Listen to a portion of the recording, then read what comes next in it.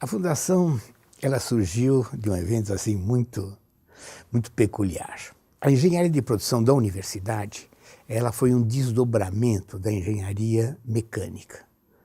A engenharia mecânica trabalhava com o hardware das coisas, das máquinas, etc.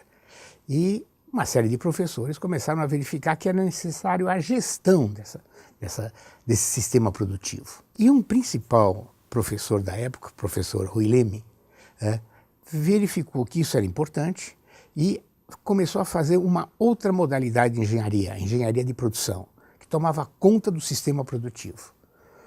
Daí saiu o Departamento de Engenharia de Produção. Desse departamento resolveu fazer uma semana da engenharia de produção, que iria mostrar para as empresas o que significava engenharia de produção, o que nós poderíamos oferecer para as empresas para melhorar a sua gestão, sua produtividade, etc. E aí fez uma semana, distribuiu o convite, teve milhões de inscrições, eu não me lembro quantas, e o pessoal falou, ótimo, só que precisava fazer os anais desse seminário. Precisava imprimir as apostilas, etc. E isso tinha um custo. E as empresas falaram, não tem problema, nós arcamos com esse custo, era um custo baixo até o final. Só que as empresas precisavam do recibo. Então, como é que vai dar um recibo de uma coisa da universidade, que não era bem da universidade, era de uma das engenharias, que não tinha um ente, etc. E aí resolveram fazer a fundação, que desse esse recibo para as empresas por causa desse seminário. E essa fundação teve o nome de Carlos Alberto Vanzolini, que era o sogro do Rui Leme, que na verdade foi o grande mentor da fundação.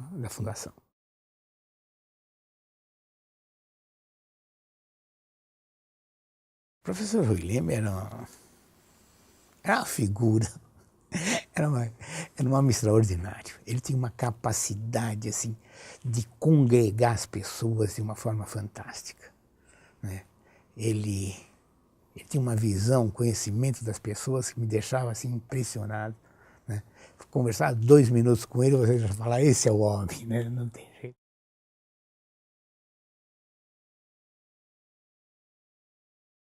Nessa época, no final da década de 70 e década de 80, a ideia básica era o seguinte, as indústrias estavam começando a ter até uma competição de produtos de fora e com uma qualidade inferior, ou seja, a ideia da qualidade ainda não estava muito bem introjetada dentro do mercado brasileiro, das empresas brasileiras. Então a ideia era que eu faço esse produto, e aí eu coloco no mercado, quem gostou do produto compra. E todo mundo nessa década de 70 começou a voltar, os grandes gurus que existiram nessa década começavam a mostrar que não é isso. Você não faz um produto, você atende o teu mercado. Você tem uma decisão estratégica, que é escolher o teu cliente, quem é esse teu cliente, o que ele quer, qual a qualidade que ele quer, e essa é a estratégia da empresa. E o resto é tudo tática aí no meio, como você vai conseguir aquilo. Então, começou a se vivificar essa ideia de qualidade era fundamental. Ou você faz qualidade, ou você não exporta nada e você vai sofrer a concorrência de todos os produtos estrangeiros. Isso começou muito com a indústria automobilística, porque era sempre internacionais, isso aí estava muito claro para eles e não estava claro para cá. Passou para o setor de autopeças e aí começou a se espalhar. Então essa ideia de qualidade era importante, era a época da qualidade.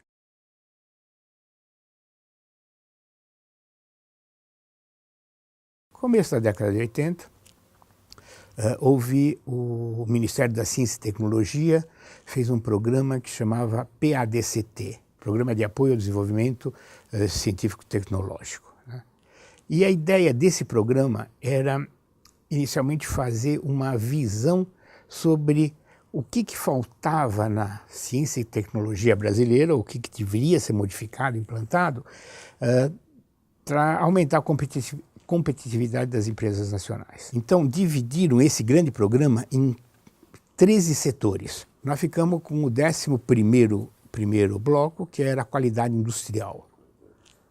E qualidade industrial, a ideia era o seguinte, o que está acontecendo no momento, qual a perspectiva que teria para 10 e 20 anos, né? E quais proposições que nós iríamos colocar em cima disso. Nós fizemos uma crítica bastante grande, dissemos que o Brasil teria que fazer uma revolução em termos de qualidade, senão ele não conseguiria colocar seus produtos para concorrer com eles, é que todo esse sistema teria que ser modificado de alguma forma. E teve duas consequências básicas. Primeiro é que nós colocamos o seguinte, que qualidade, né, teria que aumentar a produtividade. Nós temos que pegar o foco em qualidade e produtividade, qualidade para a produtividade, produtividade para a qualidade, não interessa muito bem, mas que entrasse a questão de custos, obrigatoriamente a redução de custos, evitar qualquer tipo de defeito, qualquer tipo de desperdício, e que o cliente deveria ser ouvido, né, e todo o produto deveria ser projetado em função da satisfação do cliente. Essa foi uma visão. Então nós temos que preparar as empresas para isso. E a segunda visão era que aquela parte que era da certificação brasileira e etc., né, também teria que ser modificada. Não poderia existir um elemento centralizador, como estava dentro lá, mas ele teria que ser distribuído ao longo da sociedade como um todo. O governo deveria ficar muito mais na parte de planejamento e controle do que na parte de execução. Naquela época, era o governo, por meio do Inmetro, que homologava as normas de qualidade, era ele que verificava as normas de qualidade, era ele que certificava em cima disso. Então, foram as duas grandes saídas disso.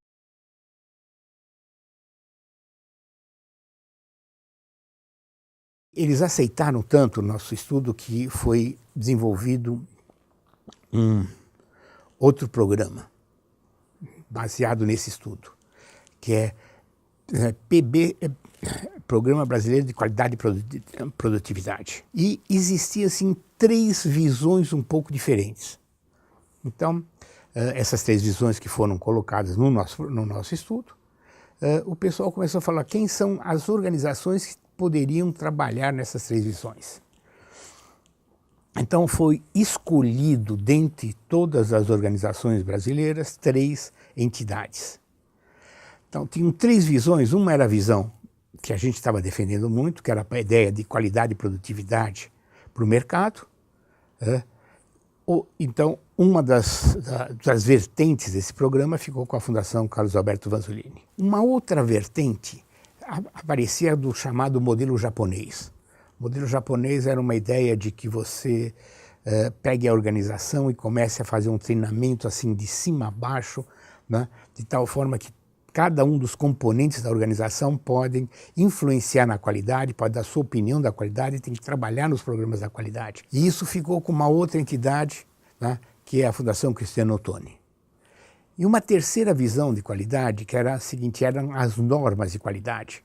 Então, deveriam existir normas, já existiam nessa época, as empresas teriam que se adaptar a essas normas, porque essas normas eram um consenso de vários especialistas, e isso ficou com uma outra entidade, IBQN, Instituto Brasileiro de Qualidade Nuclear, que já trabalhava muito com as normas. Então, essas 3 entidades começaram a fazer toda a visão de qualidade dos anos 80. Né? E esse deve ter sido o maior programa mundial sobre treinamento. Eu acredito que tanto as nucleadoras, nós 3, mas as multiplicadoras, que eram outras organizações que a gente dava acesso, nós devemos ter treinado no mínimo 75 mil pessoas das indústrias aqui no Brasil.